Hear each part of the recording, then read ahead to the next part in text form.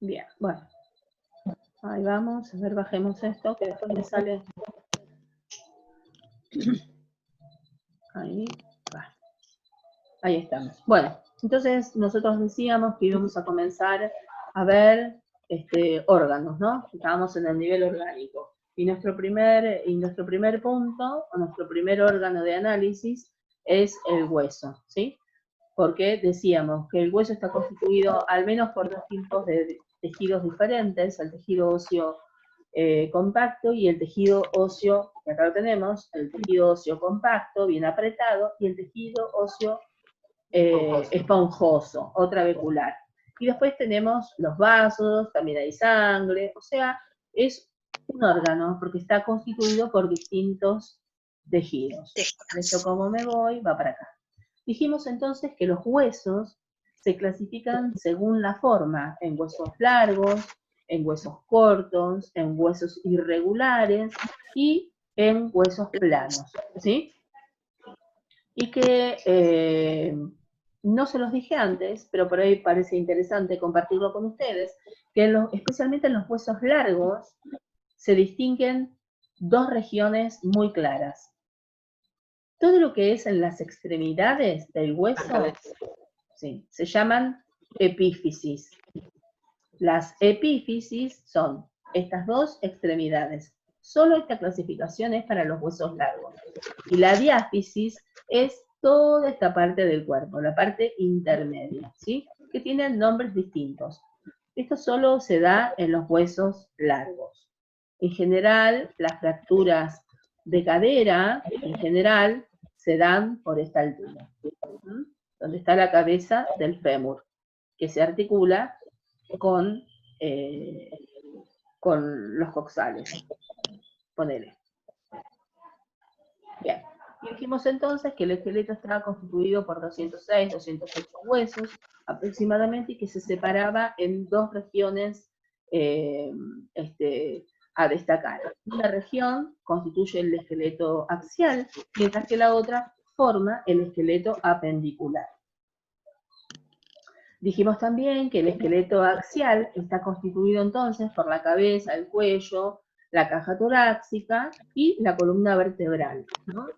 Y que tenía particularidades especiales. Y empezábamos entonces a tratar de describir de alguna manera rápida cuáles eran, qué particularidades tenían. Entonces decíamos que los huesos de la cabeza son huesos planos, que se articulan entre sí como si fueran un rompecabezas por estas líneas que se conocen como sutura, que enganchan o engarzan perfectamente, y que se trata de un tipo de articulación inmóvil, que no se puede mover, y que la única vez que esto sucede, que se puede mover de alguna manera, es en el momento del nacimiento, cuando el cráneo del bebé tiene que adaptarse al canal de parto, ¿sí? Y ocurre, ¿por qué? Porque no está terminado de soldar, porque existe esta formación que le llamamos mollerita nosotros, que es en la unión de los huesitos, inclusive la podemos ver como látex,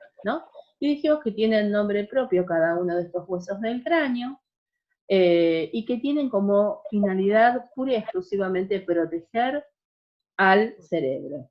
Y después hacíamos mención sobre lo que son los huesos de la cara. Quiere decir que yo en la cabeza distingo dos regiones bien diferentes, ¿no? Los huesos de la cara por un lado y los huesos del cráneo por el otro. Entonces decíamos que los huesos de la cara, si bien acá están marcados el lagrimal, cigomático, nasal, cornete, palatino, gómez, a ver, son distintos huesos que van a constituir la cara del humano. Y en realidad hay dos huesos que son los predominantes, que son los maxilares, estos que tienen un tipo de articulación tan especial, que después lo vamos a ver, que es el maxilar superior y el maxilar inferior, y es el que nos permite el proceso de masticar y también de modular, inclusive para poder modular la cavidad oral. Después íbamos a los huesos del cráneo propiamente dicho. Nosotros dijimos que algunos son pares y otros no, ¿sí? Y que son huesos planos y podemos distinguir que el que constituye la frente se llama frontal, es bastante sencillo. El que está justo atrás, bien atrás en la nuca, es el occipital. Los que forman la bóveda en la parte superior son los parietales, son dos, así que tengo un solo frontal, un solo occipital, dos parietales, dos temporales, porque tengo uno de un lado y del otro, ¿sí? Y esfenoides. Así, esos son más o menos los huesos del cráneo. ¿Necesito saberlos al dedillo? La verdad no, pero sí está bueno que yo pueda comprender que son huesos planos, que se articulan por medio de suturas, que no tienen articulación, no es una articulación móvil, y por lo tanto se van a categorizar como articulación sin artrosis, ¿sí? Inmóvil. De eso se trata.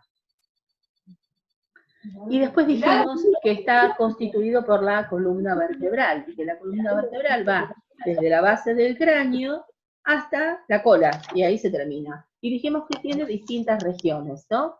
Que había 7 vértebras cervicales, que son las que forman el cuello, exactamente, que había las 2 primeras, tenían un nombre especial, que hacen que funcionan como en forma de pivote, para que yo pueda hacer los movimientos de extender la cabeza hacia atrás o apoyar el mentón sobre mi pecho, y también que yo pueda girar la cabeza, ¿no? De derecha a izquierda, y no como hace el exorcista que gira para todos lados. Bueno, eso está determinado por estas 2 vértebras especiales que se conocen como atlas y axis.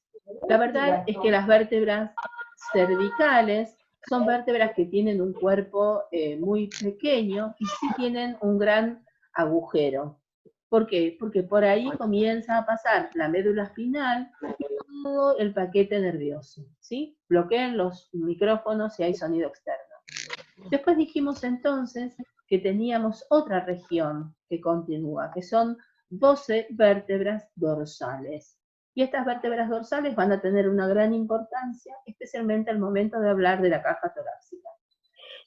Después se reconocen las vértebras lumbares, estas que nos preocupan tanto cuando tenemos lumbalgia, que son 5 vértebras de cuerpos muy gruesos, muy anchos, también irregulares como todas sus hermanas vértebras, y que acá, como no tiene nada que la contenga, estas son las que pueden sufrir más lesión que el resto, ¿sí? Porque quedan en la parte abdominal.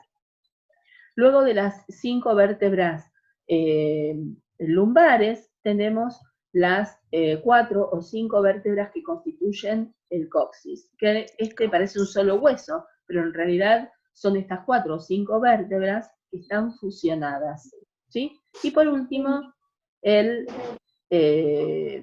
sacro estaba describiendo. Y por último, el coxis, que está formado por 3 o 4 vértebras muy pequeñitas, que yo siempre digo que es rudimentaria y que parece o que emula la cola de cualquier animal, ¿no? Y que ahí la hemos perdido, digo yo, a esa cola del animal. Cuando hablábamos de la columna vertebral, decíamos que para que las vértebras entre sí puedan articularse y yo pueda generar todos estos movimientos y no esté rígido y duro, entre vértebra y vértebra existe una pequeña almohadilla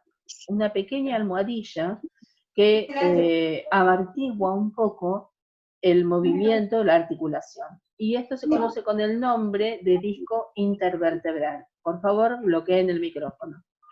Este disco intervertebral es esponjoso y en general cumple con su función. Solo es que algunas patologías, como por ejemplo el hipotiroidismo, otro tipo de patologías, especialmente, si no patología en sí, la misma vejez, ¿no? El deterioro del organismo, hacen de que estos discos intervertebrales puedan deshidratarse y se achiquen en su tamaño.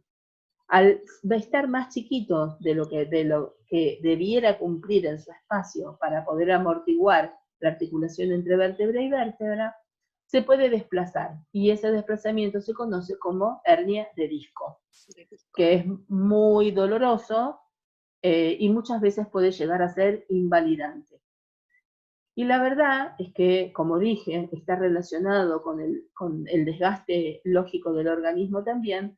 En el adulto mayor esta es una posibilidad más de patología.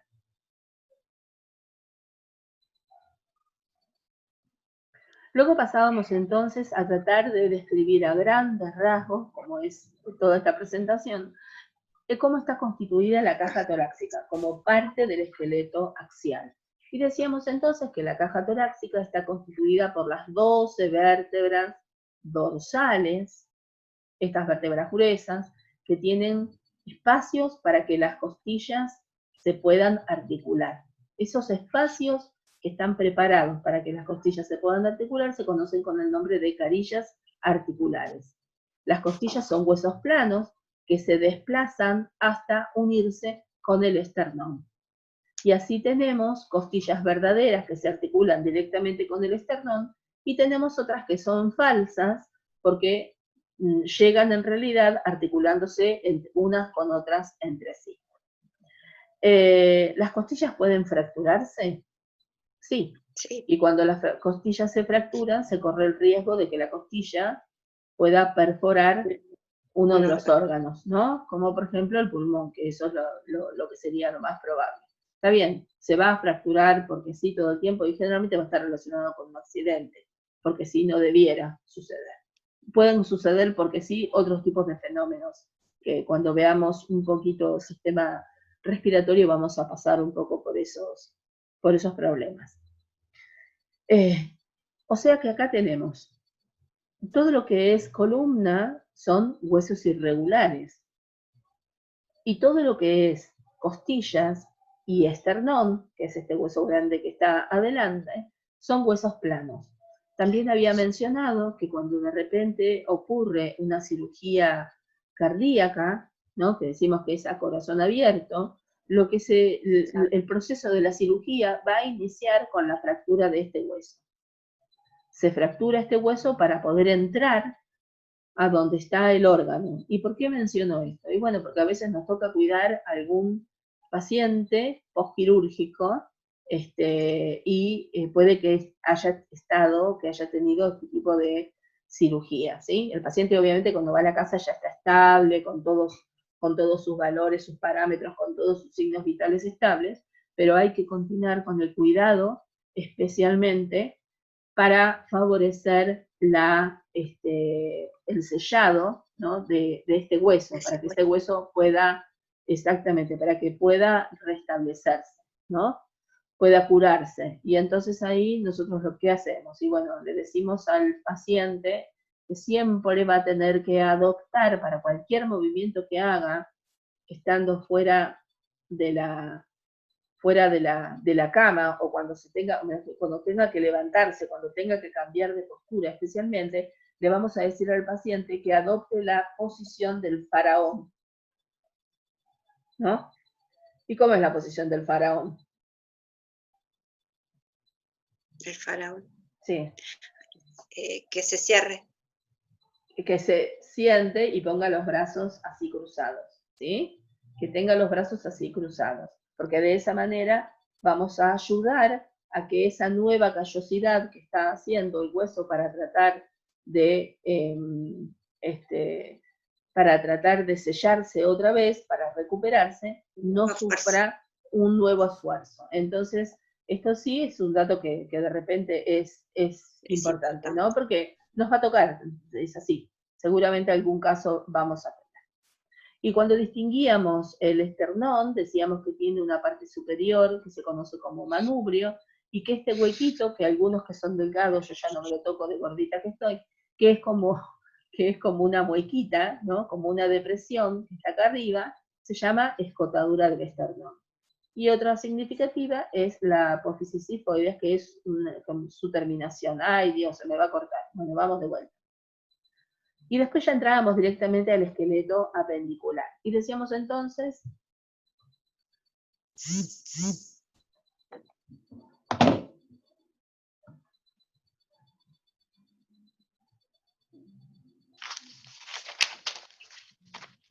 ¿Estamos? ¿Todavía están Sí. acá? Sí. Ay, ¿qué me dejó entrar entonces? No entiendo qué fue lo que pasó.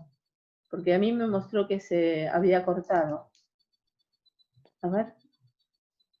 Faltan Acá 10 minutos. acá estamos. Bueno, ya lo terminamos entonces, esperen, porque me sacó la presentación diciendo que ya se había cortado. Vamos a ver. Bueno, no quería que tenga baches y se lo acabo de generar. Bueno, entonces decíamos que lo que corresponde es iniciar o comenzar a ver esta parte que es la del esqueleto apendicular, ¿no? El esqueleto apendicular es el que está constituido por los miembros superiores y los miembros inferiores, es decir, brazos y piernas, sin ninguna ciencia. Y el inicio del miembro superior está determinado por la cintura escapular.